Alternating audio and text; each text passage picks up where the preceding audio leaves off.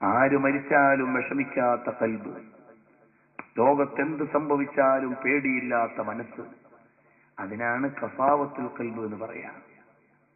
ഈ അടുത്ത് മയ്യത്ത് പരിപാലനത്തിന്റെ വിപുലമായ ഒരു ക്ലാസ് കൊല്ലത്ത് വെച്ചുണ്ടായിരുന്നു.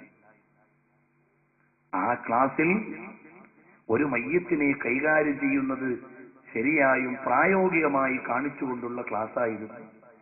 എന്ന് പറഞ്ഞാൽ ഒരു ഉപ്പാപ്പാനെ കടത്തി അദ്ദേഹത്തെ കഫൻ ചെയ്തുകൊണ്ടും അദ്ദേഹത്തെ കുളിപ്പിച്ചുകൊണ്ടും പ്രായോഗികമായി പഠനത്തിന് വേണ്ടി തയ്യാറാക്കിയ ഒരു ക്ലാസ്സാണ്. ആ ക്ലാസ് LCD-യിൽ കാണിച്ചുകൊണ്ട് നൂറുകണക്കിന് ആളുകൾക്ക് ക്ലാസ് എടുക്കുമ്പോ സദസ്സിലേക്ക് ഞാൻ ശ്രദ്ധിച്ചു. ഒരു വീട്ടിൽ മരണം വരുന്നത് കാണുമ്പോൾ ആർക്കെങ്കിലും കരച്ചിലുണ്ടോ? അല്ലെങ്കിൽ ഈ കഫൻ പുടവയിലേക്ക് ജനാസ എടുത്തു വെക്കുന്നത് കാണുമ്പോൾ ആർക്കെങ്കിലും പേടി വരുന്നുണ്ടോ? ആരെയും ആ സദസ്സ് വേദനിപ്പിക്കുന്നില്ല. കാരണം എന്താണ്? ദിവസേന കൊല്ലും കൊലയുമുള്ള സിനിമ കാണുന്ന മക്കൾക്കുണ്ടോ മരണമെന്ന് പറഞ്ഞാൽ പേടി? ഒരു പേടിയും നമ്മുടെ കുട്ടികൾക്ക് ബാധിക്കാത്തതെന്തേ? അവർ കൊല്ലും കൊലയും കണ്ടുപോയി. അവർ കൊല്ലും കൊലയും തട്ടിപ്പറിയുമുള്ള സിനിമകളോ ചിത്രങ്ങളോ കണ്ടുകൊണ്ട് കടന്നു പോകുമ്പോ അവർക്ക് മരണം പേടിയല്ലാതാണ്. ഖബറവർക്ക് വിഷമമല്ല. ഖബർസ്ഥാനിലൂടെ നടന്നു പോകുമ്പോ ബേജാറില്ല. ജനാസ കാണുമ്പോ ഞാനും മരിക്കുമല്ലോ എന്ന പേടിയില്ല. നബി സല്ലല്ലാഹു അലൈഹി വസല്ലം തങ്ങൾ ആരാണ്? ലോകത്തെ ഏറ്റവും വലിയ മുത്തഖിയാണ്. ആ മുത്തഖിയായ നബി സല്ലല്ലാഹു അലൈഹി വസല്ലം തങ്ങളോ അവിടുന്ന് കാർമേഘമരുണ്ടുകൂടിയാൽ അത് പെയ്യുന്നത് വരെ പേടിയാണ്. കാരണം ഇത് അള്ളാഹുവിന്റെ റഹ്മത്താണോ അള്ളാഹുവിന്റെ അദാബാണോ പെയ്യാൻ പോകുന്നതെന്ന് നബി സല്ലല്ലാഹു അലൈഹി വസല്ലം തങ്ങൾ ആലോചിച്ചു പോകുന്നു.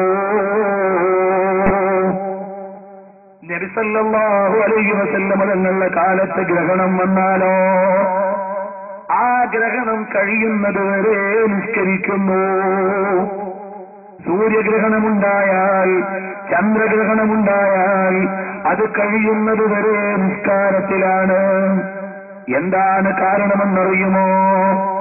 ഇതിങ്ങനെ അങ്ങ് നിന്നുപോയാൽ അല്ലാഹുവിന്റെ അദാബാണ്. ഈ ഗ്രഹണം മാറുന്നത് വരെ അതതിന്റെ നിലവാരമെന്ന് തുടർന്ന് അത് മാറാതിരുന്നാൽ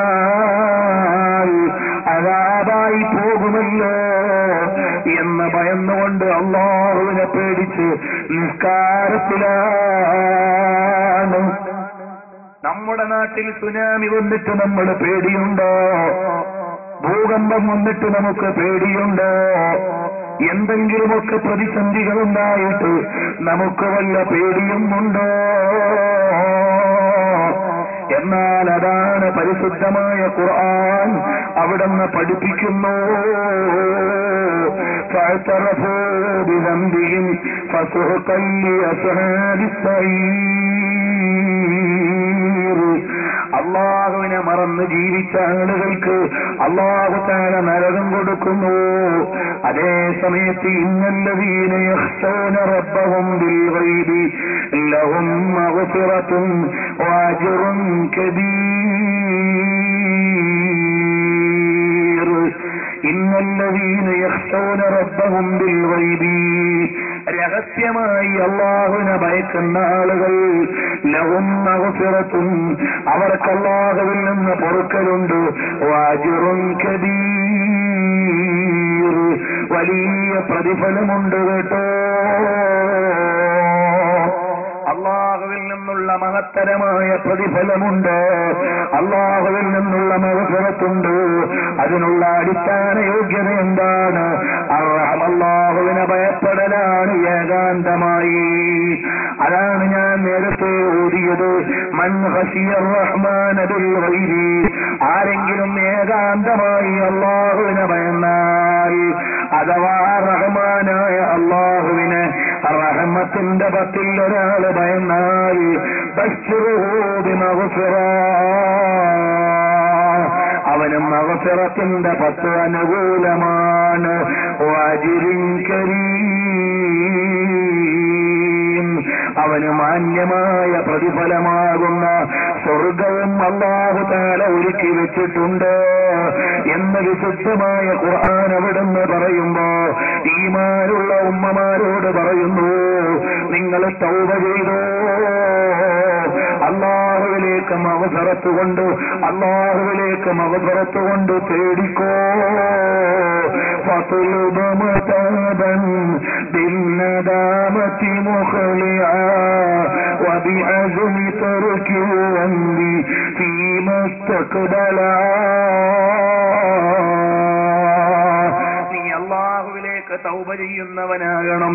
തൗബ എന്ന് പറഞ്ഞാൽ റമളാൻ മാസത്തിലേതെങ്കിലും ഒരു രാവിലെ വീട്ടിലുള്ള മൗലിദ് കിതാബോ 100 വകയേടോ എടുത്ത് അതിലുള്ള തൗബയുടെ വാചകം വായിക്കലല്ല. പിന്നെ എന്താണ്? ഫത്ലുബ് മതാബൻ, നീ അല്ലാഹുവിലേക്കൊരു തൗബ ചെയ്യണം. എന്ത് തൗബയാണ്? ബിന്നദാമതി മുഖ്ലിആ, ചെയ്തുപോയ പാപങ്ങളിൽ ആകുലനായിട്ട് നീ അല്ലാഹുവിനോട് പടച്ചവനെ, അല്ല വിലക്കിയത് ഞാൻ ചെയ്തല്ലോ, അല്ലാഹു തആല വിലക്കിയ കാര്യം ഞാൻ ചെയ്തല്ലോ, അല്ല കൽപ്പിച്ചത് ഞാൻ ചെയ്യാതിരുന്നല്ലോ എന്ന തെറ്റിന്മേൽ നീ ഖേദമുള്ളവനാകണം. വബിഅസ്മി തർകി ദംബി ഫീമസ്തഖ്ബലാ, ഭാവി കാലത്ത് ഞാനിനി ഒരു തെറ്റും ചെയ്യില്ലെന്നും ഞാൻ ചെയ്തുപോയ തെറ്റ് ആവർത്തിക്കില്ലെന്നും ദൃഢനിശ്ചയത്തോടെ പ്രതിജ്ഞയോടെയാണ് നീ അല്ലാഹുവിനോട് തൗബ ചെയ്യേണ്ടത്. അല്ലാതെ നീ അറിഞ്ഞും അറിയാതെയും രഹസ്യമായും പരസ്യമായും എന്നുള്ള വാചകങ്ങൾ പള്ളിയിൽ നിന്ന് ഉസ്താദ് വായിച്ചു വരുമ്പോ അതേറ്റു പറയുന്നത് കൊണ്ട് തൗബയാകുന്നില്ല. അതുകൊണ്ട് തൗബ തൂബൂ ഇലല്ലാഹി തൗബതൻ നസൂഹാ,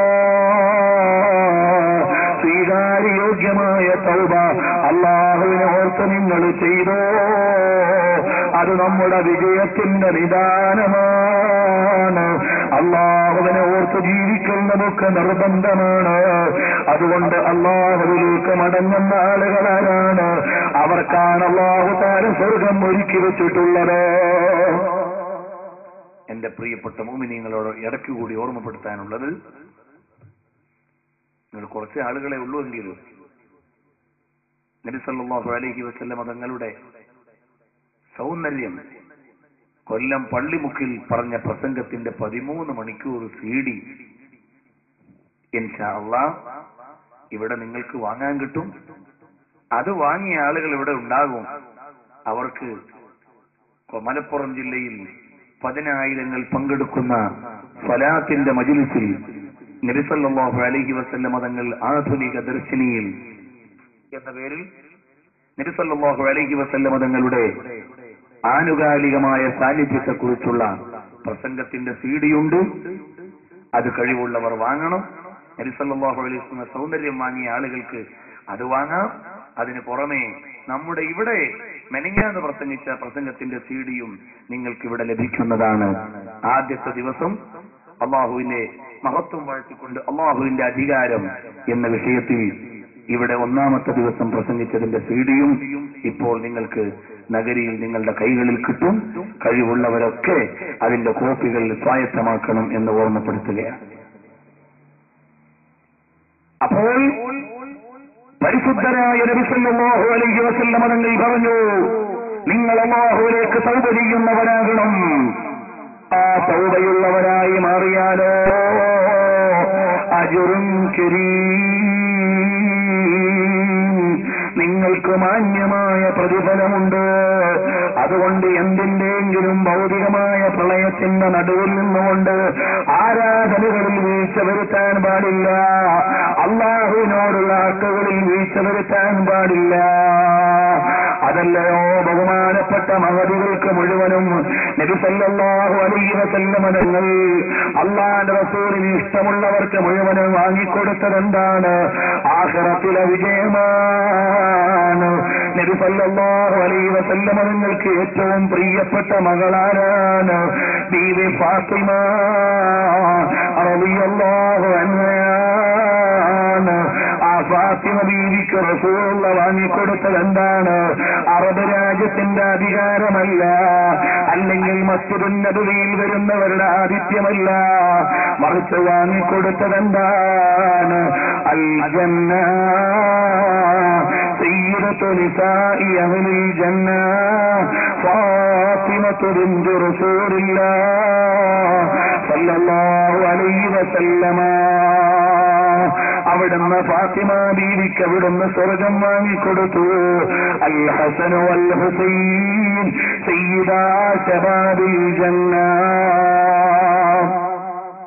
നബി സല്ലല്ലാഹു അലൈഹി വസല്ലം തങ്ങൾക്ക് ഏറ്റവും ഇഷ്ടപ്പെട്ട രണ്ട് മക്കളാണ് ഹസനുൽ ഹുസൈൻ. അവർക്ക് അല്ലാഹുവിന്റെ റസൂൽ കൊടുത്തതെന്താണ്? രാജ്യത്തിന്റെ അധികാരമല്ല, ഭൂമിയിലെ അംഗീകാരമല്ല, അവിടുന്ന് വാങ്ങിക്കൊടുത്തത് എന്താണെന്നറിയുമോ? അൽ ജന്ന.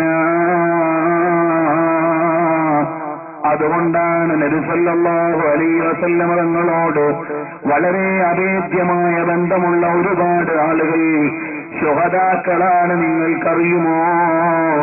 സിദ്ദീഖുൽ അക്ബർ തങ്ങൾ നബി സല്ലല്ലാഹു അലൈഹി വസല്ലം തങ്ങളോടുള്ള മഹബ്ബത്തിന്റെ പേരിൽ ഷഹീദാണ്. അവിടത്തെയോട് പിന്നെ തൊട്ടടുത്ത് വന്ന ഖലീഫയായ ഉമർ ഇബ്നുൽ ഖത്താബ് റളിയല്ലാഹു അൻഹു ഷഹീദാണ്. ഉസ്മാൻ ഇബ്നു അഫ്ഫാൻ തങ്ങൾ ഷഹീദാണ്. അലി ഇബ്നു അബീ ത്വാലിബ് തങ്ങൾ ഷഹീദാണ്. ഹുസൈൻ ഹസൻ റളിയല്ലാഹു അൻഹു ഷഹീദുമാരാണ്. അവിടുന്ന് നബി സല്ലല്ലാഹു അലൈഹി വസല്ലം തങ്ങളുമായി ബന്ധപ്പെട്ട ഒരുപാട് ആളുകളും ശുഹദാക്കളല്ലേ. അവർക്ക് അല്ലാഹു തആല ആഖിറത്തിൽ പ്രതിഫലം കൊടുത്തതുകൊണ്ടാണ്. കാരണം അവരുടെ ഈമാൻ അതായിരുന്നു. അതിന്റെ വലിയ ഉദാഹരണമാണ് അല്ലാഹുവിലേക്ക് പോകുന്ന മഹാന്മാർ. അവരാരാണ്? അല്ലാഹുവിലേക്ക് പോകുന്ന മഹാന്മാർക്ക് ദുനിയാവിലെ ജീവിതം ചിലപ്പോൾ ക്ലിഷ്ടമായ ജീവിതമാണ്, കഷ്ടപ്പെട്ട ജീവിതമാണ്. അതുകൊണ്ടാണ് മൂത്തത്തിന്റെ രണാങ്കണം ഒരുങ്ങുന്നതിന്റെ തലേ ദിവസം മദീന പള്ളിയിൽ വിളിച്ചിട്ട് നബി സല്ലല്ലാഹു അലൈഹി വസല്ലം തങ്ങൾ പറഞ്ഞു, അല്ലയോ സയ്യിദ് ബിൻ ഹാരിസ, തങ്ങളവിടുന്ന് മോനവിടുന്ന് ഷഹീദായാൽ, അല്ലയോ അബ്ദുല്ലാഹി ബിൻ റവാഹ, നിങ്ങൾ പതാക എടുക്കണം കേട്ടോ. അല്ലയോ അബ്ദുല്ലാഹി ബിൻ റവാഹ, നിങ്ങളവിടുന്ന് ഷഹീദായാൽ, ഇതാ ജുരിഹ, അവിടുന്ന് മുറിവാക്കപ്പെടുകയോ അല്ലെങ്കിൽ കുത്തില കൊല്ലപ്പെടുകയോ ചെയ്താൽ, ബഹുമാനപ്പെട്ട നബി സല്ലല്ലാഹു അലൈഹി വസല്ലം തങ്ങൾ പറയുന്നു, അവിടുന്ന് ഇദാ ഉസീബ സയ്യിദുൻ ഔ ഖുതില ഫഅബ്ദുല്ലാഹി ഇബ്നു റവാഹ വഇദാ ഉസീബ അബ്ദുല്ലാഹ് ഔ ഖുതില فجعفر بن أبي طالب إذا أصيب جعفر أو قتلا فأخذ الراية سيف من سيوف الله. നബി സല്ലല്ലാഹു അലൈഹി വസല്ലം തങ്ങള് മൂത്താരണാങ്കണത്തിന്റെ തലേ ദിവസം അവിടുന്ന് മദീന പള്ളിയിൽ സഹാബികളെ വിളിച്ചുകൂട്ടിയിട്ട് പറയുന്നു, അല്ലയോ സയ്യിദ് ബിൻ ഹാരിസ, മോനവിടുന്ന് ഷഹീദായാൽ, അല്ലയോ അബ്ദുല്ലാഹ്, നിങ്ങളാണ് പതാക എടുക്കേണ്ടത്. അല്ലയോ അബ്ദുല്ലാഹ് ബിൻ റവാഹ, നിങ്ങൾ അവിടുന്ന് ഷഹീദായാൽ, അല്ലയോ ജഅഫറേ, നിങ്ങളാണ് അവിടുന്ന് പതാക എടുക്കേണ്ടത്. ഇനി ജഅഫർ ബിൻ അബീ ത്വാലിബ് പരാജയപ്പെട്ടാൽ അല്ലാഹുവിന്റെ പടവാളുകളിൽപ്പെട്ടൊരു വാള് പതാക എടുക്കുകയും വിജയം വരിക്കുകയും ചെയ്യുമെന്ന് മദീന പള്ളിയിൽ വെച്ച് സ്വഹാബാക്കളെ മുഴുവനും വിളിച്ചുകൂട്ടിയിട്ട് പ്രസംഗം നടത്തിയപ്പോ അതാ സ്വഹാബികൾ ഇറങ്ങി വരുന്നു. പ്രസംഗമൊക്കെ കഴിഞ്ഞു.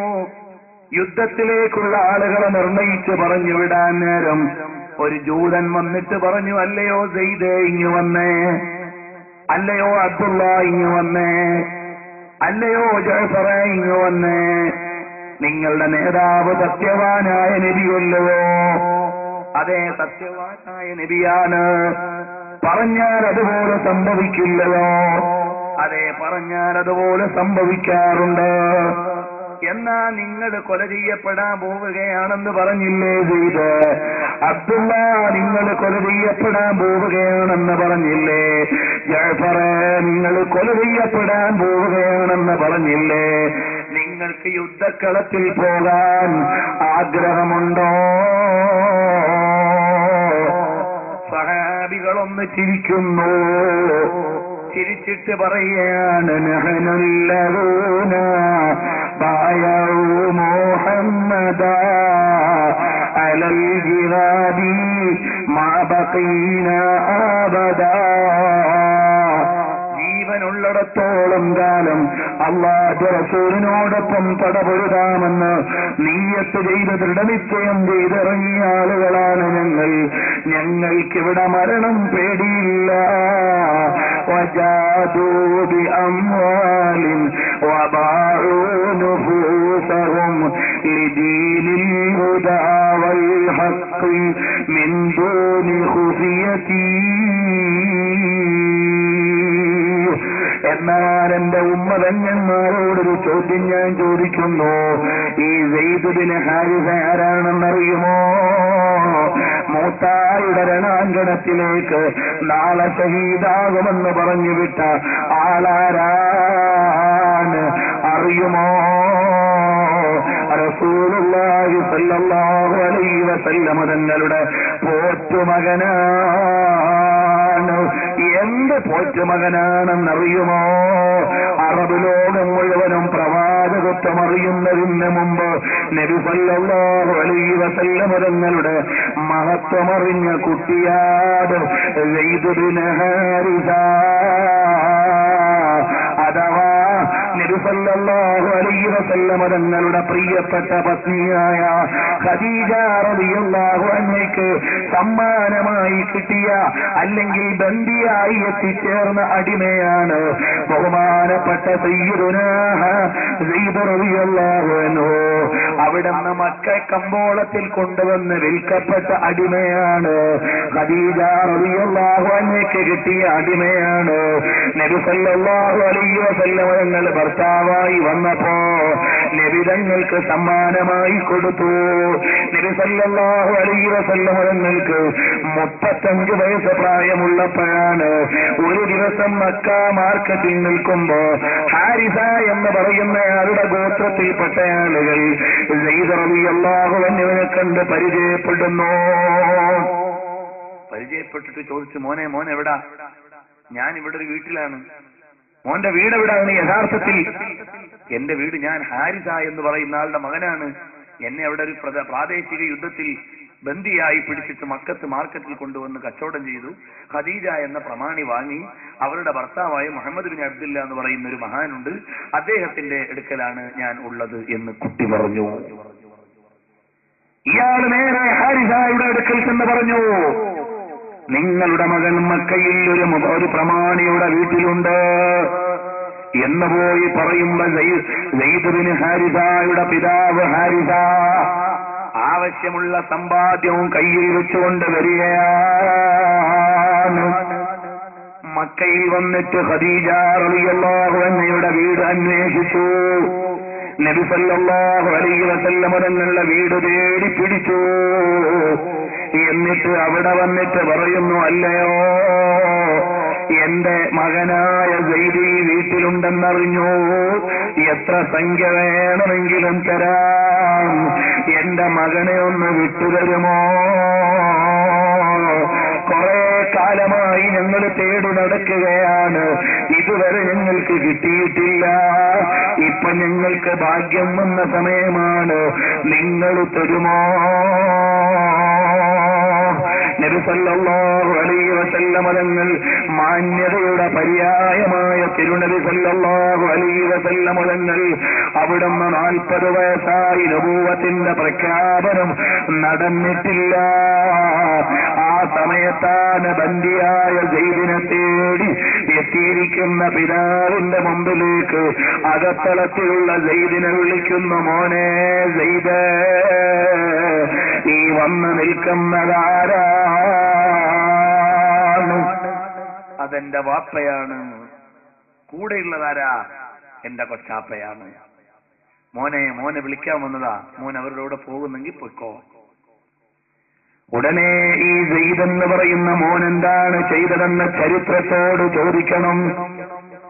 അവിടുന്നതാ നബി സല്ലല്ലാഹു അലൈഹി വസല്ലം തങ്ങളുടെ കോന്തല പിടിച്ചിട്ട് വളഞ്ഞു മറഞ്ഞു നിന്നോ, ഞാൻ ഇവരുടെ കൂടെ പോകുന്നില്ല, എന്നെ വിട്ടുകളയല്ലേ. മോനെ, ഉമ്മ നിന്നെ കാണാൻ കാത്തിരുന്നു കൊതിക്കുകയാണ്. ഞാനാണെങ്കിൽ എത്ര കാലമായി നിന്നെ തേടി ഇറങ്ങിയതാണ്, വരണം മോനെ. എനിക്ക് വാപ്പയോട് ബഹുമാനമുണ്ട്, ഉമ്മയോട് സ്നേഹമുണ്ട്, പക്ഷേ എനിക്ക് അതിനേക്കാൾ സ്നേഹം ഈ നിൽക്കുന്ന ആളോടാണ്. അതുകൊണ്ട് എനിക്ക് വിട്ടുപിരിയാൻ വയ്യ. അന്ത ഉമ്മുൻ അം അബൂ മാ റഅയ്നാ ഫീമാ മിസ്ല ഹുസ്നിക ഖത്തു യാ സയ്യിദി ഖൈറൻ നബി. ഉമ്മയോ അമ്പാവയോ തങ്ങളെക്കാൾ ഞങ്ങളിൽ ശ്രേഷ്ഠരും അല്ല നബി എന്ന് പറഞ്ഞുകൊണ്ട് വാപ്പാനെ വിട്ടിട്ട് പ്രിയപ്പെട്ട റസൂലുള്ളാഹി സ്വല്ലല്ലാഹു അലൈഹി വസല്ലം തങ്ങളുടെ കോന്തല പിടിച്ച് മാറി നിൽക്കുമ്പോ ഹാരിസ പറയുകയാണ്, എന്തെന്നല്ലയോ, അല്ലയോ പ്രിയപ്പെട്ട എന്റെ ഈ ആതിഥേയരായ വീട്ടുകാരാ, ഞങ്ങൾ നൽകുന്നതിനേക്കാൾ വലിയ സ്നേഹവും ഞങ്ങൾ നൽകുന്നതിനേക്കാൾ വലിയ ബഹുമാനവും നിങ്ങൾ ഈ ഞങ്ങളുടെ മകന് നൽകിയിട്ടുണ്ടെങ്കിൽ നിങ്ങളെ വിട്ടുപിരിക്കാൻ ഞങ്ങളല്ല എന്ന് പറഞ്ഞ് വീട്ടിൽ നിർത്തിയിട്ട് തിരിച്ചു പോകുമ്പോ നബി സല്ലല്ലാഹു അലൈഹി വസല്ലം തങ്ങൾ സയ്യിദ് റളിയല്ലാഹു അൻഹു ഇസ്ലാമിലേക്ക് വന്നിട്ടില്ലാത്ത കുട്ടിയാ, അന്ന് ഇസ്ലാമിലേക്ക് വന്നിട്ടില്ല. നബി സല്ലല്ലാഹു അലൈഹി വസല്ലം തങ്ങളുടെ പ്രബോധനം അവിടുന്ന് ആരംഭിച്ചിട്ടില്ല. ആ സമയത്താണ് കുഞ്ഞുമോനെയും പിടിച്ച് മക്കാ മാർക്കറ്റിൽ വന്നുകൊണ്ട് പരസ്യമായി ഒരു പ്രഖ്യാപനമാണ്, ഇന്ന് മുതൽ സയ്യിദന്റെ അടിമയല്ല, എന്റെ കൂടെ വളർത്തുന്ന മോനാണ് എന്ന് പ്രഖ്യാപനം നടത്തിയ സയ്യിദ് റളിയല്ലാഹു അൻഹു സിദ്ദീഖുൽ അക്ബർ തങ്ങളുടെ പേര് ഖുർആനിലില്ല, ഉമർ ഇബ്നുൽ ഖത്താബ് തങ്ങളുടെ പേര് ഖുർആനിലില്ല, ആയിഷ ബീവിയുടെ പേര് ഖുർആനിലില്ല, ഒരൊറ്റ സഹാബിയുടെ പേര് ഖുർആനിലുള്ളൂ. ആ സഹാബിയാണ് സയ്യിദ് ബിൻ ഹാരിസ. ഫലമ്മാ ഖളാ സയ്യിദുൻ എന്ന ആയത്തിലൂടെ സയ്യിദ് റളിയല്ലാഹു അൻഹുവിനെ പരിചയപ്പെടുത്തുന്നു. അത്രയും വലിയ സ്നേഹമുള്ള വളർത്തുമകനായ സയ്യിദ് റളിയല്ലാഹു അൻഹുവിനോട് നബി തങ്ങൾ പറയുന്ന, മോനെ, ഇദാ ഉസീബ സയ്യിദുൻ ഔ ഖുതില ഫഅബ്ദുല്ലാഹി ബിൻ റവാഹ അത്രയും സ്നേഹമുള്ള മകൻ, വളർത്തുമകനായ സെയ്ദ് ബിൻ ഹാരിസ റളിയല്ലാഹു അൻഹുവിനെ യുദ്ധക്കളത്തിലേക്ക് പറഞ്ഞു വിടുന്നു. നാളെ ഷഹീദാണ് മോനെ. നബി സല്ലല്ലാഹു അലൈഹി വസല്ലം തങ്ങൾ ഇടറിയില്ല. കേട്ട സെയ്ദ് റളിയല്ലാഹു അൻഹുവിന് പേടിയില്ല. ഈ പറയുന്ന വാക്ക് കൊള്ളല്ലെന്നറിയാം. അതാണ് ഈമാൻ. രണ്ടാമത്തെ ആളാരാണ്? അബ്ദുല്ലാഹി ഇബ്നു റവാഹ റളിയല്ലാഹു അൻഹു. ആരാണ്? നബി സല്ലല്ലാഹു അലൈഹി വസല്ലം തങ്ങളെ പ്രേമിച്ചിട്ട് ഭ്രാന്ത് പിടിച്ച എന്ന് പറഞ്ഞാൽ അത്രയും വലിയ പ്രേമമുള്ള ആളാണ്. നബി സല്ലല്ലാഹു അലൈഹി വസല്ലം തങ്ങളെ കാണാതിരിക്കാൻ കഴിയില്ല. യുദ്ധക്കളത്തിലേക്ക് പോകുമ്പോഴും ഒരു വിഷമമേ ഉള്ളൂ. നബി സല്ലല്ലാഹു അലൈഹി വസല്ലം തങ്ങളെ കാണാൻ പറ്റില്ലല്ലോ എന്നുള്ള വിഷമമേ ഉള്ളൂ. അതുകൊണ്ട് വാഹനത്തിൽ കയറി തിരിഞ്ഞിരുന്ന സ്വഹാബിയാണ്. നബി സല്ലല്ലാഹു അലൈഹി വസല്ലം തങ്ങൾ മറയുന്നത് വരെ വാഹനത്തിൽ ഇരുന്ന് നോക്കിക്കൊണ്ടിരുന്ന സ്വഹാബിയാണ് അബ്ദുല്ലാഹി ഇബ്നു റവാഹ. ആ സ്വഹാബിയോടാണ് പറയുന്നത്, ഇദാ ഉസീബ സൈദുൻ ഔ ഖുതില, ആ സൈദ് കൊല്ലപ്പെടുകയോ പരിക്കേൽക്കുകയോ ചെയ്താൽ ഫജഅഫർ bin Abi Talib, Jafar bin Abi Talib തങ്ങളാണ് ഏറ്റെടുക്കേണ്ടത്. ഈ ജഅഫർ ബിൻ അബീ താലിബ് ആരാണ്? നബി സല്ലല്ലാഹു അലൈഹി വസല്ലം തങ്ങളുടെ അനുജനാണ്, അഥവാ മൂത്താപ്പയുടെ മകനാണ്. ആ ജഅഫർ തയ്യാർ റളിയല്ലാഹു അൻഹു അവിടുന്ന് നബി സല്ലല്ലാഹു അലൈഹി വസല്ലം തങ്ങളുടെ അവിടുന്ന് സഹോദരനാണ്, അഥവാ മൂത്താപ്പയുടെ മകനാണ്. ഈ മൂന്ന് പേരോടുമാണ് പറയുന്നത്, നാളെ ഷഹീദാകും കേട്ടോ, അവർക്ക് പേടിയില്ല. فلكن الفيافي والخيفار على النجد. ഞങ്ങൾ മലമടക്കുകളും അതുപോലെ തന്നെ വഴികളും താണ്ടിത്തടഞ്ഞിവിടെ എത്തിയത് അവിടത്തെയോടുള്ള അനുരാഗത്തിന്റെ ആത്മശീലുകളെ ആത്മസ്പർശനവും ആത്മജ്യോതിയുമായി പ്രകാശിപ്പിക്കാനാണ് എന്ന് പറഞ്ഞ മഹാനാണ്. ബഹുമാനപ്പെട്ട മഹാന്മാരായ സ്വഹാബികൾ മുഴുവനും അവരവരുടെ ജീവിതം അങ്ങ് ഡെഡിക്കേറ്റ് ചെയ്തു, സമർപ്പിച്ചു കളഞ്ഞു. എന്നാൽ ആ സംഭവം അറിയുമോ? നബി സല്ലല്ലാഹു അലൈഹി വസല്ലം തങ്ങളുടെ മുന്നറിയിപ്പ് കേട്ട് പടക്കളത്തിലേക്ക് പോയ സെയ്ദ് ബിൻ ഹാരിസ റളിയല്ലാഹു അൻഹു ഷഹീദായി. അബ്ദുല്ലാഹി ഇബ്നു റവാഹ തങ്ങൾ ഷഹീദായി പോയി. ജഅഫർ ബിൻ അബീ താലിബ് ബഹുമാനപ്പെട്ടവരതാ പതാക ഏറ്റെടുത്തുകൊണ്ട് പടക്കളത്തിൽ കിടന്ന് തൗഹീദിനു വേണ്ടി അവിടുന്ന് അധ്വാനിക്കുകയാണ്. നമ്മുടെ കയ്യിൽ നിന്നുള്ള ഇസ്ലാമിനെ നമ്മുടെ കയ്യിലേക്ക് തരാൻ, ഇന്ന് നമ്മളൊക്കെ പന്താടിക്കൊണ്ടിരിക്കുന്ന ഇസ്ലാമിനെ നമ്മുടെ കയ്യിൽ തരാൻ അള്ളാന്റെ റസൂലിന്റെ സ്വഹാബികൾ അനുഭവിച്ച ത്യാഗമാണ്. എല്ലാം സഹിച്ചുകൊണ്ടിറങ്ങി. അവസാനം അവിടുത്തെ വലങ്കൈ മുറിക്കപ്പെട്ടു, പതറിയില്ല. ഇടങ്കൈ തെറിച്ചുപോയി, ചിതറിയില്ല. വലങ്കാല് മുറിക്കപ്പെട്ടു, വിഷമിച്ചില്ല. ഇടങ്കാല് മുറിഞ്ഞു മാറി, വിഷമിച്ചില്ല.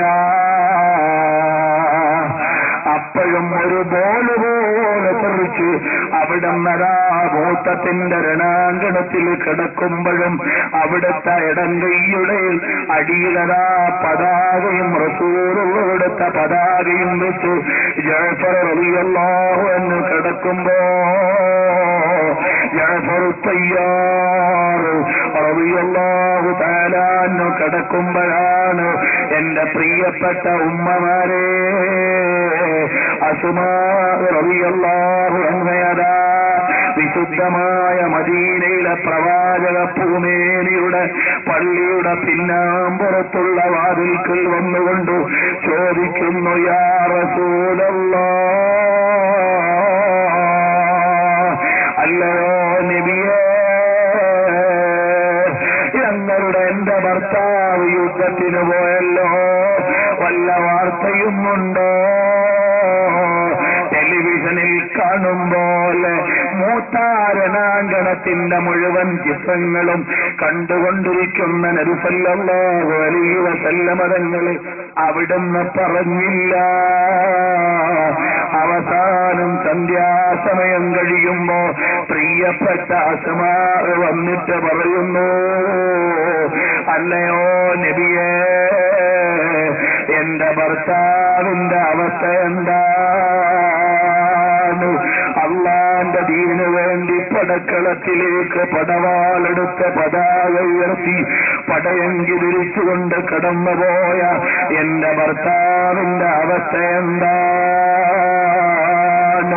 തിരുനബി സല്ലല്ലാഹു അലൈഹി വസല്ലമ തങ്ങളുടെ മൗനവും ആയിഷ റളിയല്ലാഹു അൻഹയുടെ സൂചനയും കൊണ്ട് ബഹുമാനപ്പെട്ട ജഅഫർ റളിയല്ലാഹു അൻഹു ഷഹീദായി എന്ന വർത്തമാനം അറിയുമ്പോ ബഹുമാനപ്പെട്ട അസ്മാ റളിയല്ലാഹു അൻഹയുടെ മനസ്സിൽ ഒരു കൊള്ളിയാനങ്ങ് മിന്നിപ്പോയെങ്കിലും അവിടെ നിന്ന് ഇളകിയില്ല. രണ്ടാമത്തെ ചോദ്യം, നബിയേ, അവിടുന്ന് നോമ്പ് തുറന്നിട്ടാണോ ഷഹീദായത്? അതല്ല നോമ്പോടുകൂടിയാണോ ഷഹീദായത്? അതല്ല നോമ്പുകാരനായിട്ടാണോ ഷഹീദായത്? ഉടനെ അല്ലാഹുവിന്റെ റസൂല് പറഞ്ഞു കൊടുക്കുന്നു, മോളെ, നിന്റെ പൊന്നാര ഭർത്താവിന് നോമ്പായിരുന്നു. അപ്പോഴാണ് പറയുന്നത്, യാ റസൂലല്ലാഹ്,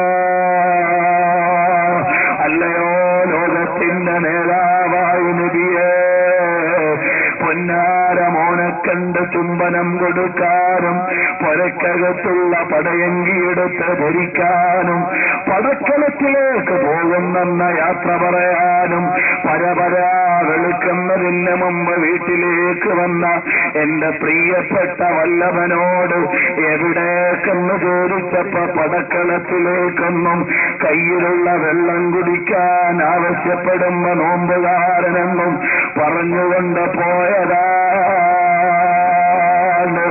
നബിയേ.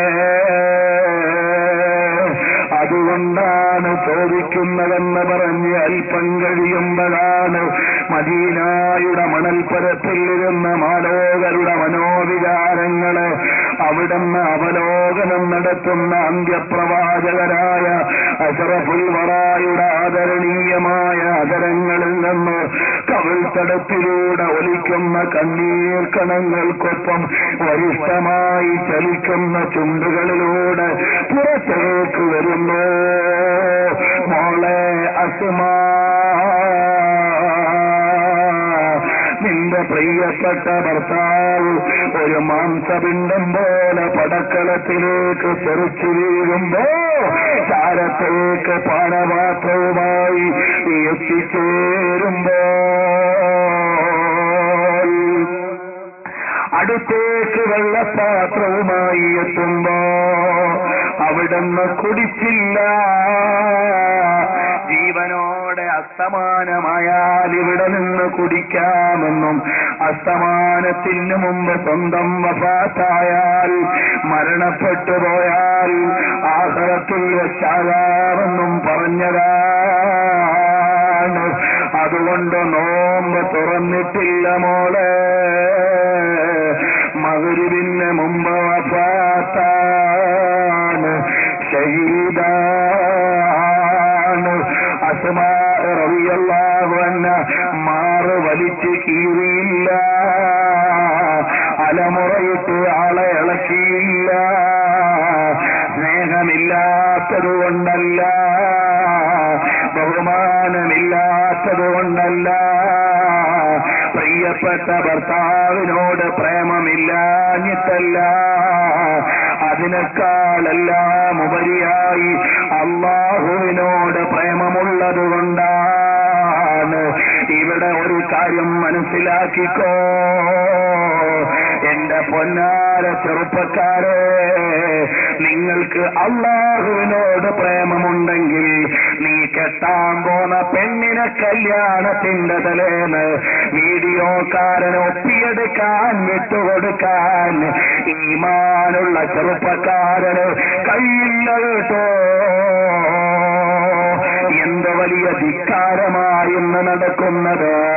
17 കല്യാണത്തിന്റെ തലേന്ന് ഈമാനുണ്ടെന്ന് പറയുന്ന സുലൈമാൻ കാക്കാടെ വീട്ടിലും അള്ളാന്റെ ദീനിന്റെ അനുയായിയാണെന്ന് പറയുന്ന അബൂബക്കർ ഹാജിയുടെ വീട്ടിലും അള്ളാന്റെ മതത്തിലെ മെമ്പറാണെന്ന് പറയുന്ന കുടുംബത്തിലെ ആളുകളും വീഡിയോക്കാരന് ഒപ്പിയെടുക്കാൻ വിട്ടുകൊടുക്കുന്നില്ലയോ?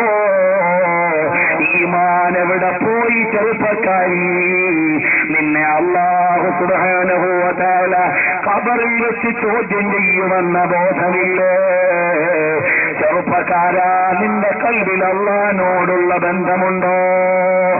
എന്നാൽ നിന്റെ ഭാര്യയെ കല്യാണത്തിന്റെ തലേന്ന് വീഡിയോക്കാരന് വിട്ടുകൊടുക്കണ്ട. ഈമാനുള്ള പിതാക്കന്മാരുണ്ടോ? നീയും വലിക്കുന്ന വല പേടിച്ച് പൊന്നാരമോളുടെ തലയിലിട്ട് കൊടുത്തിട്ട് അവിടുന്ന് പ്രദർശനത്തിനിരുത്തണ്ട.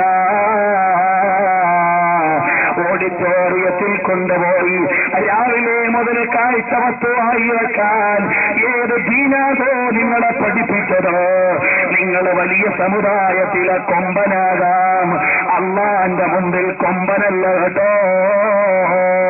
വലിയ പണക്കാരനായിരിക്കാം, അള്ളാന്റെ മുമ്പിൽ ഒരു ചുക്കുമല്ല കേട്ടോ.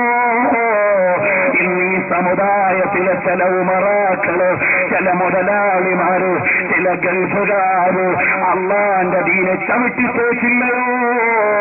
പറയാതിരിക്കാൻ നിർവാഹമില്ല. എന്റെ ശബ്ദം കേൾക്കുന്ന ഈമാനുള്ള ചെറുപ്പക്കാരുണ്ടോ? ഈമാനുള്ള വാപ്പമാരുണ്ടോ? മക്കളുടെ കല്യാണത്തിന് നെറ്റ് വാങ്ങി തലയിലിട്ടിട്ട് ഓഡിറ്റോറിയത്തിൽ കൊണ്ടുപോയി കാഴ്ചവെക്കാൻ ഏത് മതമാണോ നിങ്ങളെ പഠിപ്പിച്ചത്? അള്ളാന്റെ ഖുർആൻ പറഞ്ഞിട്ടില്ല, റസൂലുള്ളാന്റെ ഹദീസ് പഠിപ്പിച്ചിട്ടില്ല. കടുത്ത ഹറാമല്ലയോ ചെയ്യുന്നത്? വലിയ ഹാജിയാക്കന്മാരതിൽ കൂട്ടുനിൽക്കുന്നില്ലേ? അതുപോലെ ഉമറാക്കന്മാരതിന്റെ കൂടെയില്ലേ? നാട്ടിലെ കാരണവന്മാരതിന്റെ കൂടെയില്ലേ? ഇതെന്തോ ഒരു അപകടമാണ്. ഖിയാമത്ത് നാളിന്റെ ലക്ഷണമല്ലേ? എന്റെ പൊന്നു പെങ്ങളെ, നിനക്ക് റസൂലുള്ളാന്റെ കൂടെ സ്വർഗം വേണോ? ഫാത്തിമ ബീവിന്റെ കൂടെ സ്വർഗത്തിൽ കടക്കണോ? കല്യാണത്തിന് നീ അരക്കുപ്പായമിടാതിരുന്നോ? അള്ള നിനക്ക് കൂലി തരും, അള്ള നിനക്ക് സ്വർഗം തരും. നീ വലിയ ലാറ്റയും ലൂച്ചയും പിടിച്ച് പുതിയ മോഡല് വലിച്ചു കയറ്റിയിട്ട് അള്ളാന്റെ ദീനല്ലയോ ചവിട്ടി തേക്കുന്നത്? അള്ളാഹുവിന്റെ മതത്തിന്റെ അനുയായിയാണെന്നല്ലേ നീ വാദിക്കുന്നത്? എവിടെയൊക്കെയാ പ്രദർശനം നടത്തുന്നത്? അവിടുന്ന് ഭക്ഷണം കഴിക്കുമ്പോ വീഡിയോക്കാരനാണ്. ഓഡിറ്റോറിയത്തിൽ ചെന്നാൽ ആണിന്റെയും പെണ്ണിന്റെയും തല്ലാണ്. അഭയാർത്ഥി ക്യാമ്പിൽ പോയി ചോറിന് തല്ലുമ്പോൾ നമ്മുടെ നാട്ടിൽ ഓഡിറ്റോറിയത്തിന്റെ മുമ്പിൽ ചോറിന് ക്യൂ നിൽക്കേണ്ട ഗതികേടാണ്. ഇത് ഖിയാമത്ത് നാളിന്റെ അടയാളമല്ലയോ? ഈ തെറ്റ് വിമർശിക്കേണ്ടതെന്റെ ബാധ്യതയല്ലയോ? അള്ളാഹുവിന്റെ ദീന മറച്ചുവെച്ചുകൂടല്ലോ.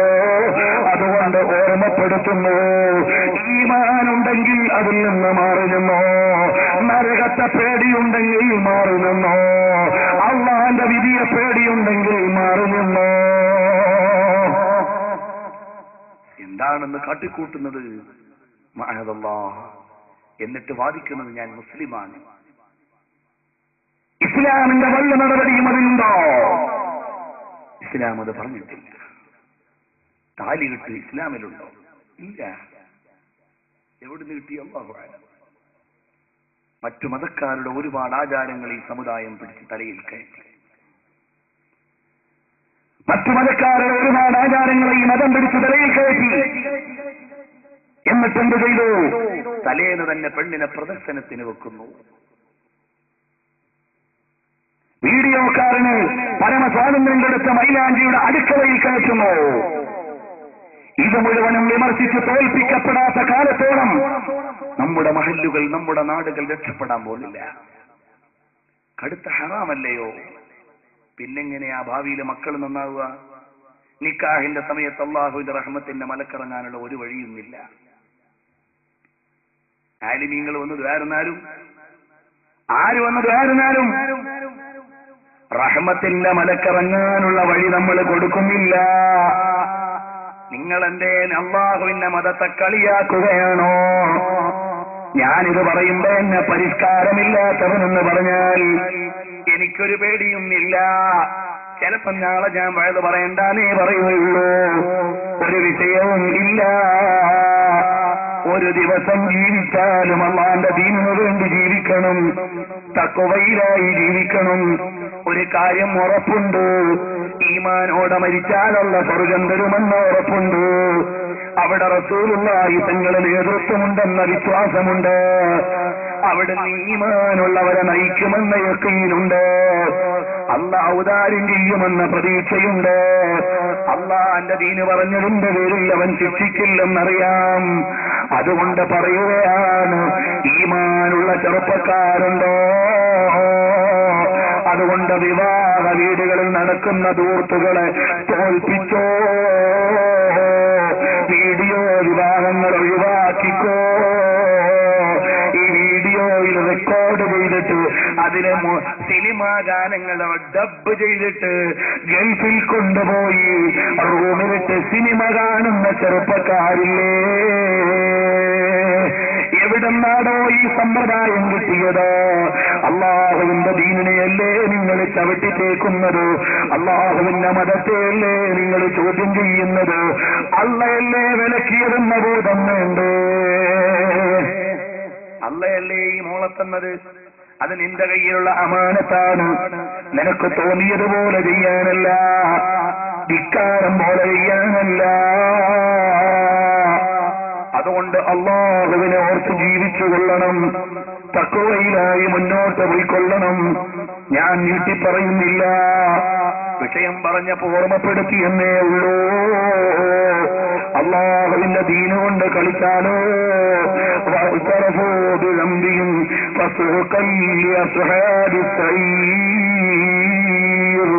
അവിടുന്ന് നരകമാണ് ഒരുക്കി വെച്ചിട്ടുള്ളത്. അതേ സമയത്ത് അള്ളാഹുവിനെ ഭയന്നാലോ, ഇന്നല്ലദീന യഖ്ശൗന റബ്ബഹും ബിൽ ഗൈബി ലഹും മഗ്ഫിറത്തും വഅജ്റുൻ കബീർ. അള്ളാഹുവിനെ അറിഞ്ഞാൽ അവർക്ക് അള്ളാഹു സുബ്ഹാനഹു വ തആല വലിയ പ്രതിഫലം നൽകും. വഅസ്റൂ ഖൗലകും വജ്ഹറൂ ബിഹി ഇന്നഹു അലീമുൻ ബിദാത്തി സുദൂർ. നിങ്ങൾ ഉറക്കെ പറഞ്ഞാലും പതുക്കെ പറഞ്ഞാലും അള്ളാഹ് അറിയുന്നതാണ്. അലാ യഅലമു മൻ ഖലഖ വഹുവൽ ലതീഫുൽ ഖബീർ. അറിഞ്ഞോ, യഅലമു മൻ ഖലഖ, നിങ്ങളെ മുഴുവനും സൃഷ്ടിച്ച അല്ലാഹു തആല അറിയുന്നതാണ്. വഹുവൽ ലതീഫുൽ ഖബീർ. അല്ലാഹു തആല അവിടുന്ന് എല്ലാത്തിനെയും വളരെ മയമായി ഔദാര്യം ചെയ്യുന്നവനായ അല്ലാഹു സുബ്ഹാനഹു വ തആല നിങ്ങളുടെ എല്ലാ ചെയ്തികളും അറിയുന്നുണ്ട്. തൗബ ചെയ്ത് മടങ്ങിക്കോ.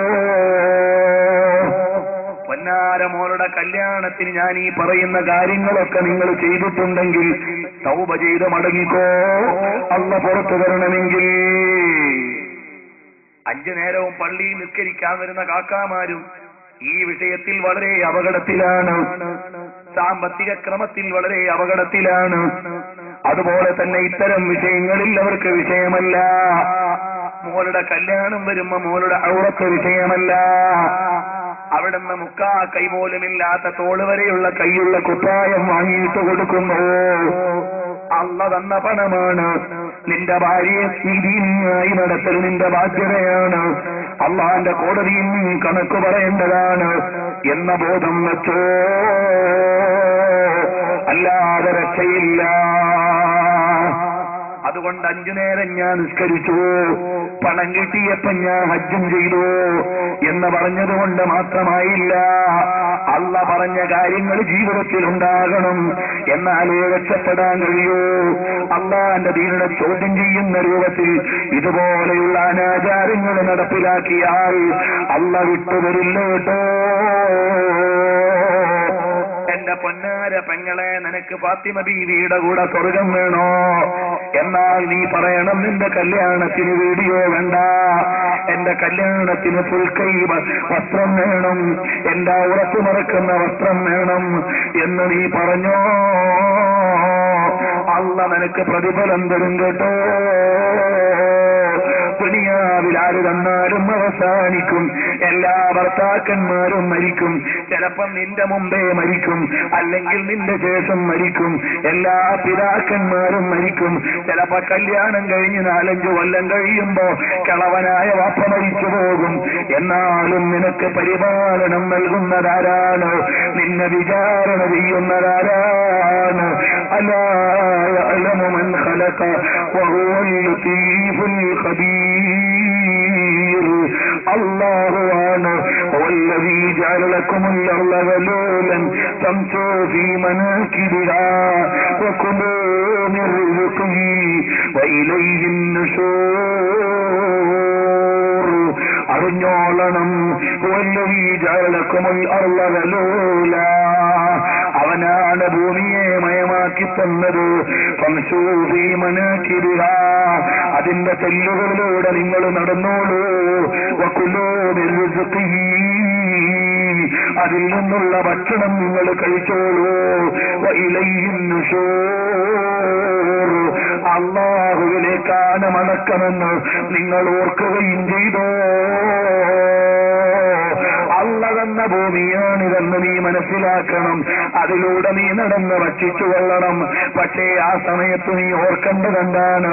വഇലൈഹിൻ നുശൂർ, അല്ലാഹുവിലേക്കാണ് മടക്കമെന്ന് മനസ്സിലാക്കണം. അതാണ് അല്ലാഹുവിന്റെ ഖുർആൻ പഠിപ്പിക്കുന്നത്.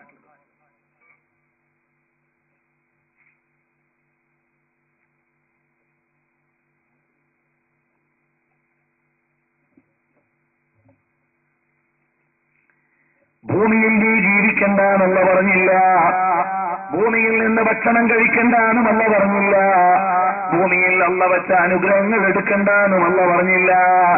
പക്ഷേ വഇലൈഹിൻ നുശൂർ, അള്ളയിലേക്കാണ് മടക്കമെന്ന ബോധം വേണം. അല്ലാഹുവിലേക്കാണ് മടക്കമെന്ന ബോധം വേണം. അപ്പോഴേ നമുക്ക് തിരിക്കാൻ സമയമായിട്ടുള്ളൂ. ചില ആളുകളൊക്കെ ടൈം പാസിന് വേണ്ടി പലതും കാണും. എവിടെയോ ടൈം നമുക്ക് പാസാക്കി കളയാൻ. നിഅമതാനി മഗ്ബൂനും ഫീഹിമാ കസീറും മിനൻ നാസി അസ്സിഹ്ഹതു വൽ ഫറാഗ്. എവിടെയാണ് ഒഴിവുള്ളത്? നമ്മൾ ഓടുകയല്ലേ ഖബറിലേക്ക്, നമ്മുടെ യാത്രയല്ലേ ഖബറിലേക്ക്. ഇപ്പൊ ഞാനിതാ ഇവിടെ വന്നു കഴിഞ്ഞ് ഒരു 2 മണിക്കൂറായില്ലേ എന്റെ ഖബറിലേക്ക് ഞാൻ ഓടിയെടുത്തു കഴിഞ്ഞു. ഖബറിലേക്കുള്ള ഓട്ടമാണ്. അതിന്റെ ഇടയിൽ ഒന്ന് പുല്ലമ്പാറ എത്തിയെന്നേ ഉള്ളൂ, അതിന്റെ ഇടയിൽ ഒന്ന് നെടുമങ്ങാട്ട് പോയെന്നേ ഉള്ളൂ, അതിന്റെ ഇടയിൽ ഒന്ന് കോഴിക്കോട് പോയെന്നേ ഉള്ളൂ. നീ എവിടെ പോയാലും ഇല്ലെങ്കിലും നീ യാത്ര തുടരുകയാണ്. ശ്വാസത്തിന്മേൽ നിന്റെ നടത്തം, ശ്വാസം നിന്നാൽ നിന്റെ കിടത്തം. മോനെ, നീ സഞ്ചാരത്തിലാണ്. ഉമ്മാന്റെ പള്ള മുതൽ നീ യാത്ര തുടങ്ങിയതാണ്. ഇനി നിന്റെ യാത്ര എങ്ങോട്ടാണ്? എവിടെയോ ഒരു സ്ഥലത്ത് നിന്റെ യാത്ര അവസാനിക്കും. അവിടെ നിന്ന് നീ പരലോകത്തേക്ക് കടക്കുകയാണ്. ഭൗതിക ലോകത്തെ യാത്ര ഇനി എത്ര കൊല്ലം ബാക്കിയുണ്ടെന്ന് എനിക്കറിയില്ല, നിങ്ങൾക്കാർക്കും ഗ്യാരണ്ടിയില്ല.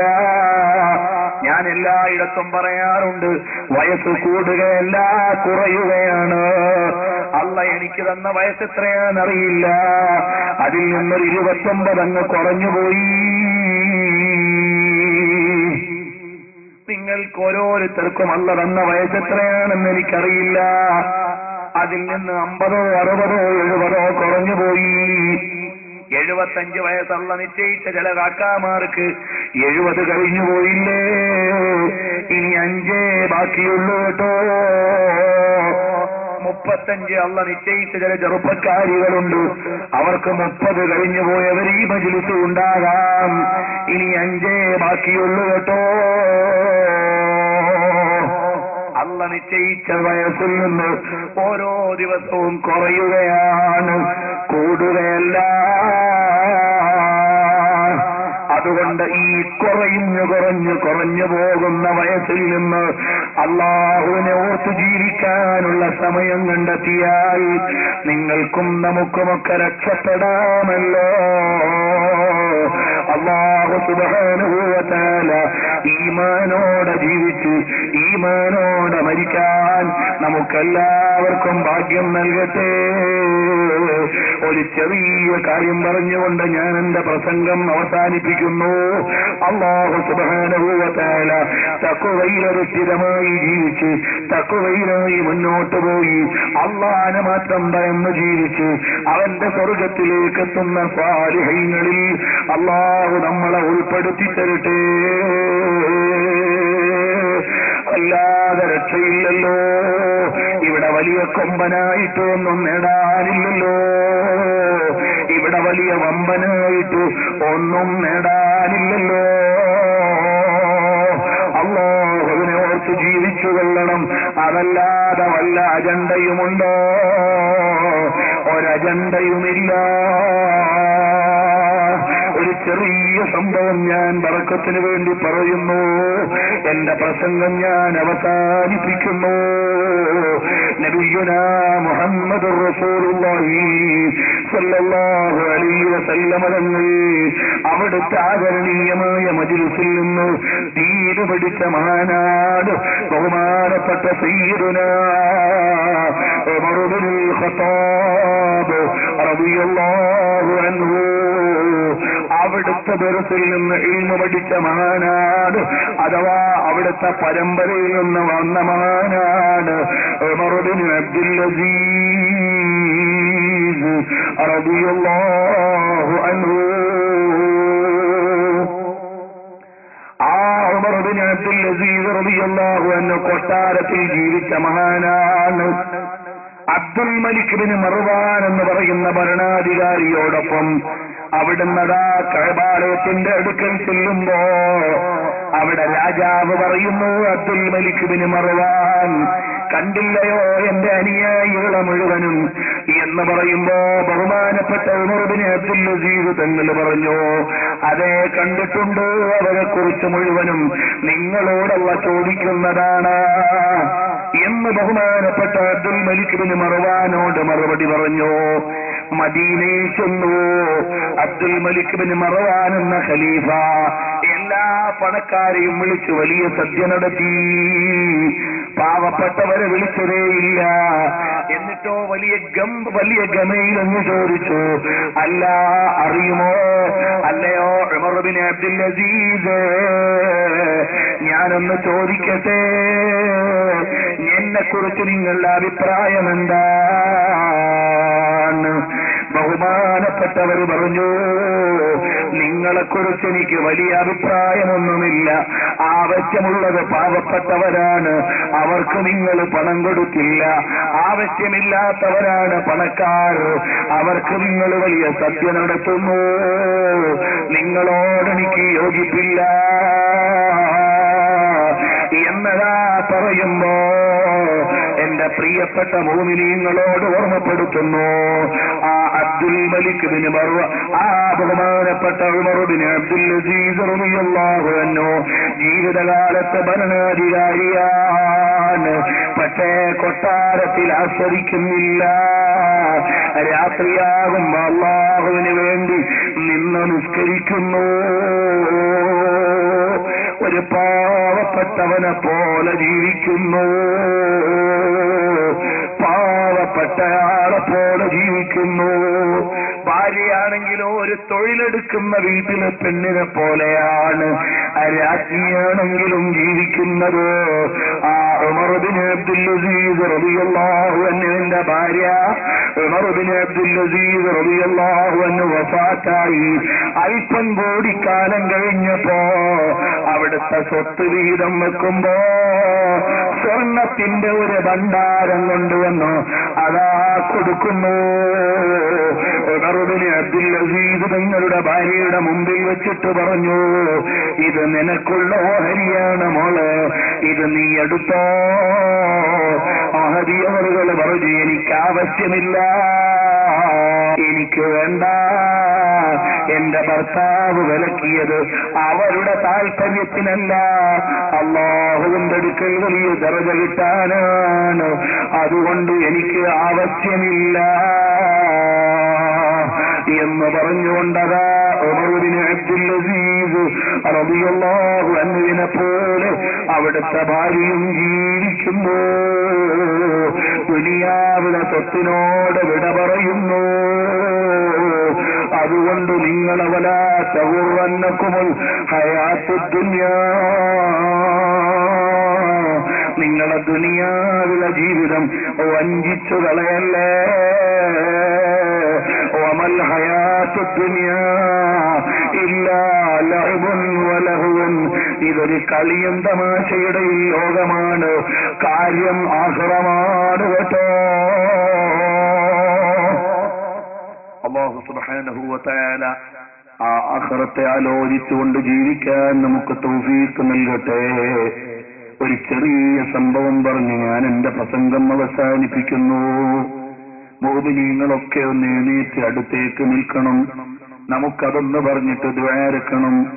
അല്ലാഹു സുബ്ഹാനഹു വ തആല സാധുവായ ഞാനിവിടെ വരുന്നത് നിങ്ങളുടെ തൃപ്തി മാത്രം കാംക്ഷിച്ചുകൊണ്ടല്ല. നബി സല്ലല്ലാഹു അലൈഹി വസല്ലം തങ്ങളുടെ ദീന് അത് പറയുമ്പോ അള്ളാന്റെ അടുക്കൽ കൂലി കിട്ടണം. അവിടുന്ന് നബി സല്ലല്ലാഹു അലൈഹി വസല്ലം തങ്ങളുടെ മഹബ്ബത്ത് പറയുമ്പോ അവിടുത്തെയോട് ഇഷ്കൊന്ന് വർദ്ധിച്ചു കിട്ടണം. ഒരുപാട് കാലം അല്ലാഹുവിന്റെ ദീനിന്റെ ഖിദ്മത്തിലായി ഇഖ്ലാസോടെ ജീവിക്കണം. അവസാനം ഈമാനോടെ മരിക്കണം. മുഅ്മിനീങ്ങളെ, നിങ്ങൾ ഈ മജ്ലിസിൽ നിൽക്കുമ്പോ ഞാൻ നിങ്ങളുടെ മജ്ലിസിന്റെ വണ്ണം പരിഗണിച്ചുകൊണ്ടല്ല, അല്ലാഹുവിന്റെ വജ്ഹിന് വേണ്ടിയാണ് പറയുന്നത്. അല്ലാഹു സുബ്ഹാനഹു വ തആല ആ നിലയ്ക്കുള്ള ഈമാൻ പരിപൂർണമാക്കി തരികയും തഖ്വയിലായി മുന്നോട്ട് പോകാനുള്ള തൗഫീഖ് നൽകി ഈമാനോടെ മരിക്കാൻ ഭാഗ്യം തരട്ടെ. അറിയുമോ, ബഹുമാനപ്പെട്ട ഇമാം റബീഇ ഇബ്നു ഖറാശ് റളിയല്ലാഹു അൻഹു ആരാണ്? 6 ഹദീസിന്റെ കിതാബുകളുടെയും ഉസ്താദുമാരിൽപ്പെട്ട മഹാനാണ്. ഇമാം ബുഖാരി തങ്ങൾ ആരാണ്? സഹീഹുൽ ബുഖാരി എന്ന കിതാബിന്റെ രചയിതാവാണ്. ബുഖാറയിൽ ജനിച്ച മഹാനാണ്. കാൽനടയായി ബഗ്ദാദിൽ പോയ മഹാനാണ്. അവിടെ നിന്ന് ഈജിപ്തിൽ പോയ മഹാനാണ്. അവിടെ നിന്ന് മദീനയിൽ വന്ന മഹാനാണ്. അവിടെ നിന്ന് മക്കയിൽ വന്ന മഹാനാണ്. അവിടെ നിന്ന് അന്ന് യാത്രാ സൗകര്യങ്ങളില്ലാത്ത കാലത്ത് വീണ്ടും റഷ്യയിലെ ബുഖാറയിൽ പോയി അന്ത്യവിശ്രമം കൊള്ളുന്ന ഹദീസിന്റെ നേതാവാണ്. ആ ബുഖാരി ഇമാം തങ്ങളുടെ കിതാബാണ് അസഹുൽ കുതുബി ബഅദ കിതാബില്ലാഹ് സഹീഹുൽ ബുഖാരി. ആ കിതാബിനെ നമ്മൾ ബഹുമാനിക്കണം. അവിടുത്തെ ഉസ്താദാണ് ഇമാം റബീഇ ഇബ്നു ഖറാശ് തങ്ങൾ. ഇമാം മുസ്ലിം തങ്ങളുടെ ഉസ്താദാണ് റബീഇ ഇബ്നു ഖറാശ് തങ്ങൾ. ഇമാം തുർമുദിയുടെ ഉസ്താദാണ്. ഇമാം നസായിയുടെ ഉസ്താദാണ്. ഇമാം ഇബ്നു മാജയുടെ ഉസ്താദാണ്. അങ്ങനെ 6 വിശ്വപ്രസിദ്ധരായ മുഹദ്ദിസുകളുടെയും ഉസ്താദായ മഹാനവറുകൾ ജീവിതകാലത്ത് ചിരിച്ചിട്ടില്ല. ചിരിക്കാത്ത മഹാനാണ്. ഇത് വഫയാത്തുൽ അയ്യാൻ എന്ന കിതാബിലുള്ളതാണ് ഞാൻ പറയുന്നത്. ജീവിതകാലത്ത് ചിരിച്ചില്ല. അവസാനം മരണപ്പെട്ട് ജനാസ കിടക്കുമ്പോ ജനാസ ചിരിക്കുന്നു. ചിരിക്കുന്ന ജനാസ കാണുമ്പോൾ അതെടുക്കാൻ അനുയായികൾക്ക് തോന്നുന്നില്ല. അവരെന്തു ചെയ്തു? ജനാസ അങ്ങ് വെച്ചിരുന്നു. അല്പനേരം ജനാസ അധികം വെച്ചപ്പോഴേക്ക് ഒരശരീരിയാണ് എന്റെ ജനാസ എത്രയും പെട്ടെന്ന് ഖബറിലേക്കെടുത്തോ. വറസൂലുള്ളാഹി സ്വല്ലല്ലാഹു അലൈഹി വസല്ലമ യൻതളിറുനീ ഫീ ഖബ്രീ.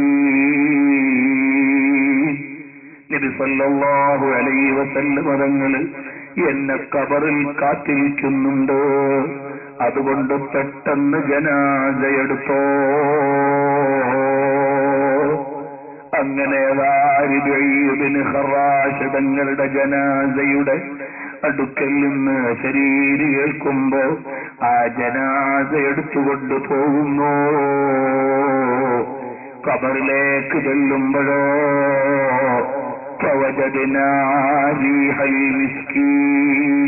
കസ്തൂരിയുടെ ഗന്ധം ഖബറിൽ നിന്ന് വരുന്നു. ആ ഖബറിലേക്കാണ് റിബഈ ഖറാശ് തങ്ങളെ കിടത്തിയത്. സാധുക്കളായ ഞാനും നിങ്ങളുമൊക്കെ മരണപ്പെടുമ്പോ അവിടുന്ന് നബി സല്ലല്ലാഹു അലൈഹി വസല്ലമ തങ്ങളെ ഒന്ന് കണ്ടു മരിക്കണം. അവിടുത്തെ നോട്ടമുള്ള ഖബറിലൊന്ന് കിടക്കണം. അല്ലാഹു അതിന് ഭാഗ്യം തരട്ടെ. അല്ലാഹു അതിന് തൗഫീഖ് തരട്ടെ. ഉമ്മമാരെ, നിങ്ങളോടൊരിക്കൽ ദേഷ്യവും ഇല്ല. അള്ളാന്റെ ദീനനുസരിച്ച് ജീവിക്കണമെന്നേ ഉള്ളൂ.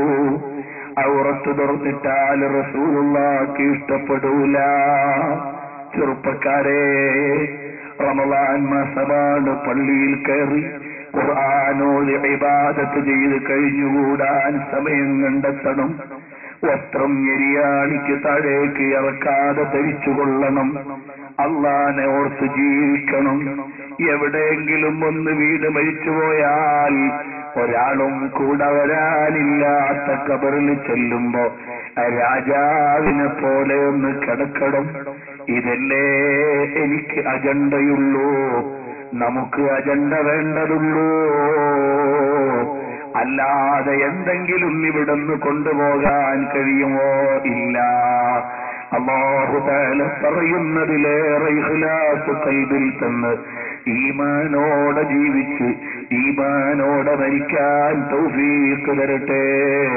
അതുകൊണ്ട് ചെയ്തുപോയ തെറ്റുകളിൽ ദുഃഖമുണ്ടായി ഇനിയുള്ള ജീവിതത്തിൽ അല്ലാഹനെ ഓർത്ത് ജീവിച്ച് ഇവിടത്തെ കൊട്ടാരം ഒന്നുമല്ല മോനെ. അതില്ലെങ്കിലും എത്ര വലിയ കൊട്ടാരം വെച്ചവനും ഒരു ശരീരം വെക്കാനുള്ള സ്ഥലത്തല്ലേ കിടക്കാൻ പറ്റൂ.